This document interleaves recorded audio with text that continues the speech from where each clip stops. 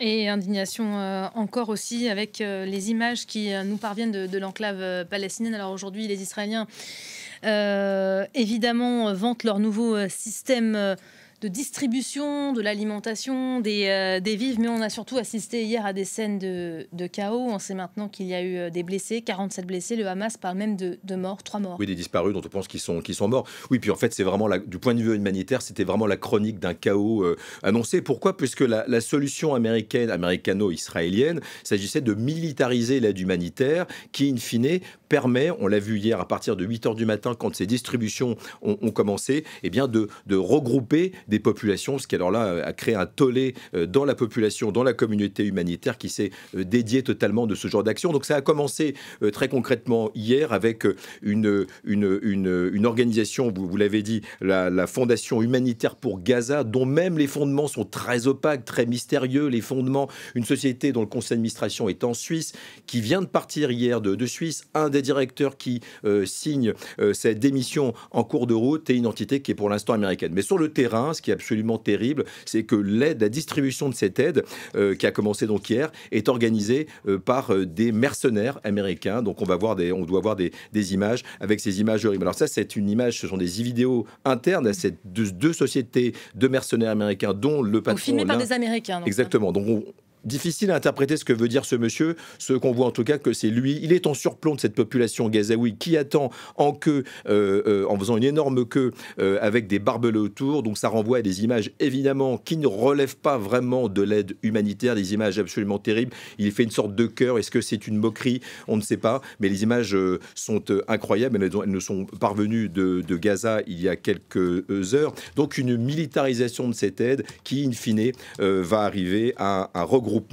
des populations, puisque l'ambassadeur Barnaville nous le disait, vous le disiez il y a quelques instants, il s'agit bien d'un processus d'épuration, ou en tout cas, si le mot est trop fort, de regroupement des 2 millions de Gazaouis vers un périmètre de 50 km², c'est-à-dire Rafah, près de la frontière égyptienne. Rafah, c'est 260 000 personnes d'habitude. Là, il va y avoir 2 millions sur 50 km². Je rappelle que Gaza, avant la crise, était déjà l'enclave la plus densément peuplée de la planète, pour finir, pour sans doute faire partir, comme c'est le dessein israélo-américain, ces populations dans le désert du Sinaï.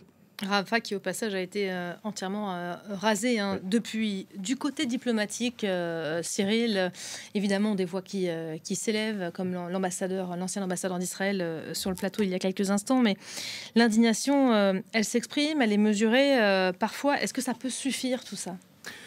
En tout cas, on le voit bien avec la voix. D'ailleurs, je ne contredirai pas l'ambassadeur. Cette indignation commence à être réellement à la mode, très utilisée, ce mot. On le voit, il y a des campagnes dans la société civile, dans la presse internationale. On désinvisibilise les victimes palestiniennes, ça c'est un fait. Sur le plan diplomatique, il est vrai qu'à partir d'aujourd'hui, et ça c'est un grand tournant certainement, l'Union européenne est en train de réexaminer les accords commerciaux qui datent de l'an 2000 avec Israël. Donc ça c'est vraiment parce que le dos au mur, 16 pays européens ont décidé de céder à la pression de leur société respective, de leur société civile.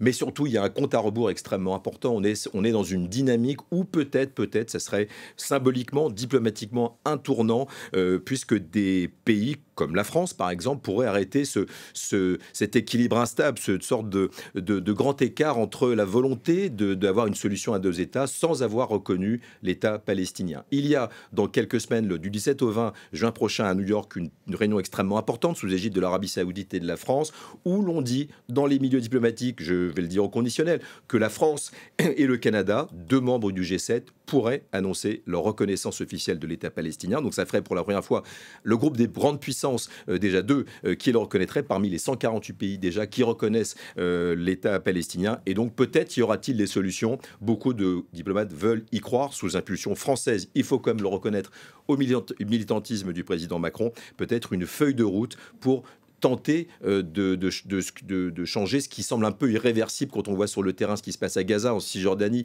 à Jérusalem-Est, mais aussi dans le reste du Proche-Orient, Liban Sud, le Golan syrien, les Houthis au Yémen. Donc une énorme avancée, une marche en avant de la soldatesque israélienne lancée par le Premier ministre Benyamin Netanyahou. Donc